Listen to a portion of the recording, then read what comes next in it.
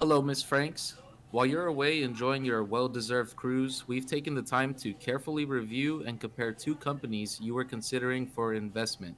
That is AutoZone and O'Reilly.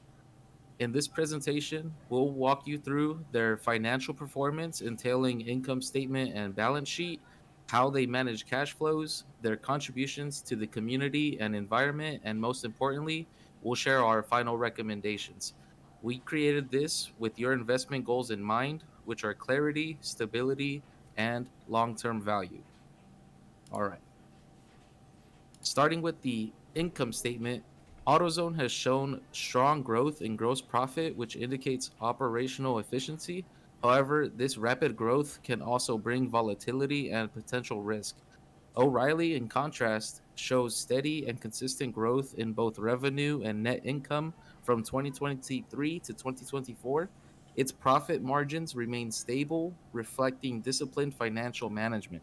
For someone like you who values long term results, O'Reilly's financial performance demonstrates strength and reliability even during uncertain economic conditions. All right. Looking at the balance sheet and its histograms that I have here for you, both companies have grown their total assets at the same healthy rate of 7.4%, which reflects solid reinvestment and operational growth. However, when it comes to debt and equity, O'Reilly's carries less total debt, which indicates a more conservative and careful financing strategy. Its shareholders' equity deficit is shrinking, which you'll see on the next slide, suggesting it's gradually strengthening its financial foundation. In contrast, AutoZone has a larger and growing equity deficit due to aggressive stock buybacks, which may look more volatile in the long term in terms of, long term investments. So, in short, O'Reilly's approach shows more discipline and sustainability, which better aligns with risk averse long term investors. All right. All right, Miss Franks.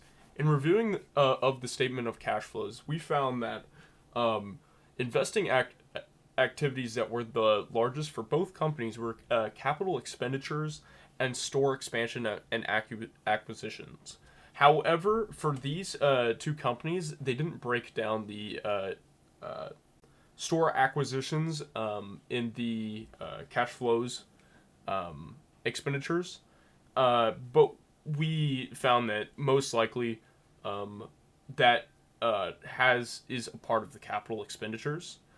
Um, Continuing on, we also found that in the financing activities, both companies participated heavily in share repurchases, and then they also borrowed heavily due to them consuming other stores and those store acquisitions. So with that, we only AutoZone had the amount that they borrowed exposed. Sadly, O'Reilly Auto Parts did not, but we did find that the O'Reilly does tend to uh, secure their information in a bit different of ways. I believe that AutoZone as a company is a bit more bullish in their investing activity, especially around 2024. This is due to them acquiring stores, doing large buybacks, and borrowing heavily. I believe that they did this because they believe that 2025 is going to be a very expansionary period. However, on the other side of the coin, O'Reilly Auto Parts Company um, does seem to be expanding at a similar rate. Um, and we believe that this is due to them really wanting to be able to catch back up with AutoZone as a company. As you can see, they opened some more stores than AutoZone did last year, and that is what we believe due to them really trying to expand out. Another big teller in that is their share repurchases. They didn't purchase nearly as many because I believe they want to keep that cash on hand so they can use that in hopefully the year of 2025 to really expand their operation. AutoZone's revenue was 18.49 billion this year, with a total store count of 6,497 stores, followed closely by O'Reilly, who had company revenue of 16.7 billion, with 6,378 stores. So we believe that O'Reilly overall is going to try to catch back up to AutoZone and really close that gap. Ms. Franks, you may also want to take into account the ethics of these companies. How do they give back to their employees? How do they support their employees? What we like about AutoZone is they treat their full-time employees like family. For instance, if God forbid a tragedy happens at work, the AutoZone team will assist the family during their time by, or during their trying time, by providing them 12 weeks of employee salaries plus their benefits. Furthermore, donations.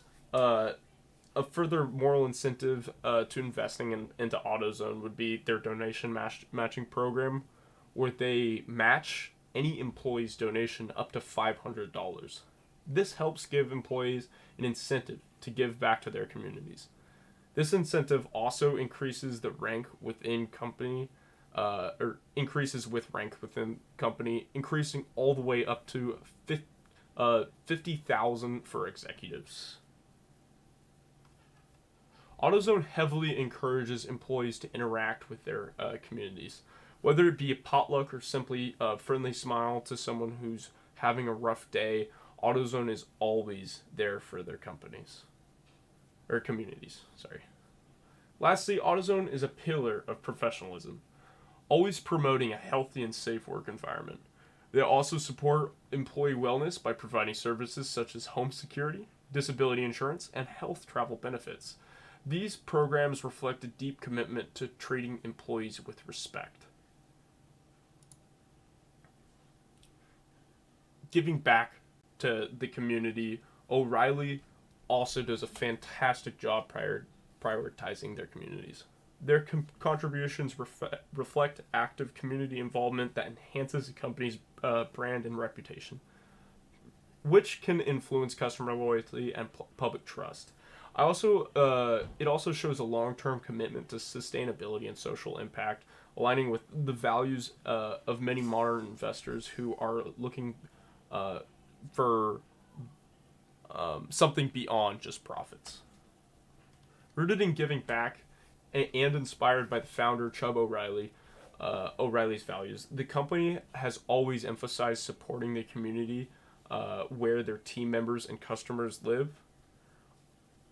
They also have a foundation that was started in 2020 with the mission of improving lives through charitable giving, to serve underserved communities and underrepresented families. They also do a great job giving to students and organizations with over $1 million in grants that are given all across America. They promote education and jobs through literacy programs, career training, and scholarships to help children and adults prepare for meaningful work. And lastly, they always support disaster and health relief programs. For instance, the foundation provides funding for disaster relief, Medicare, and mental health services, especially for children, domestic violence survivors, and low-income families. O'Reilly Auto Parts demonstrates a strong commitment to community enrichment through substantial financial contributions and active employee participation. So which company is best for you to invest in? We believe, Ms. Franks, that AutoZone does appear to be a great match, and honestly, both these companies are great for anything around them, that you should most likely stick to O'Reilly. Just because we believe that their expansionary tactic is more consistent with growth in the next year. Whereas AutoZone during the 2024 or 2023 to 2024 years, they had a huge expansionary growth pattern. We believe O'Reilly's just hitting that marker.